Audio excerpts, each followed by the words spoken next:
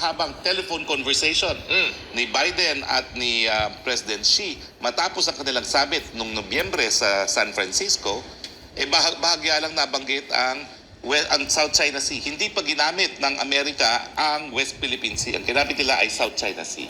At ang sinabi doon sa press release ng White House mismo, ang pinag-usapan lang nila ay rule of law at number 2, freedom of navigation in the South China Sea.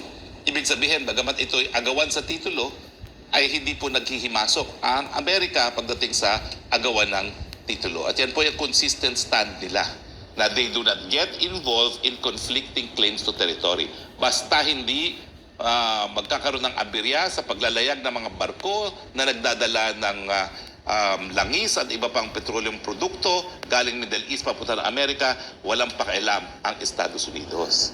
Kaya nga po yung assumption ng ating policy makers na nandyan ang MDT at re-respakan tayo ng Estados Unidos, ayan po sa 2 oras na pag-uusap, sandaling-sandali lang po binanggit ang South China Sea at ang sinabi pa ay rule of law and freedom of navigation, walang sinabi na teritoryo ng Pilipinas, no? Karamihan ang pinag-usapan nila ay yun nga, yung usapin ng kalakalan. Napakadami daw ng production ng China, lalong-lalo na doon sa clean energy sector, no, na kinakailangan bawasan daw yan. Sabi naman ng China, pagdating sa isyong ito, ay hindi mo kami mapipigilan dahil kami nagdanais na umunlad bilang isang bansa. At kapag kami tinutulan mo ang aming pag-unlad, papalag kami talaga. Pinag-usapan din yung suporta ng China dyan sa Russia, no? At yung epekto nito sa buong Europa, no? At ang sinasabi naman ng China, no? Kasi binasa ko pareho yung official release ng Amerika at ng China.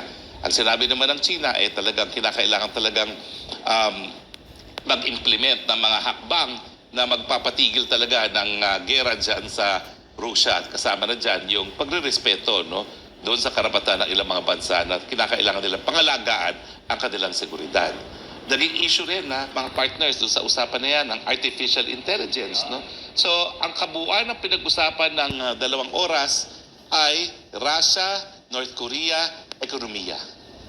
Halos hindi pinansin ang issue ng South China Sea at walang binanggit tungkol sa Pilipinas. In fact, hindi nabanggit ang Pilipinas mismo eh. Walang banggit, samantalang ang Taiwan binanggit.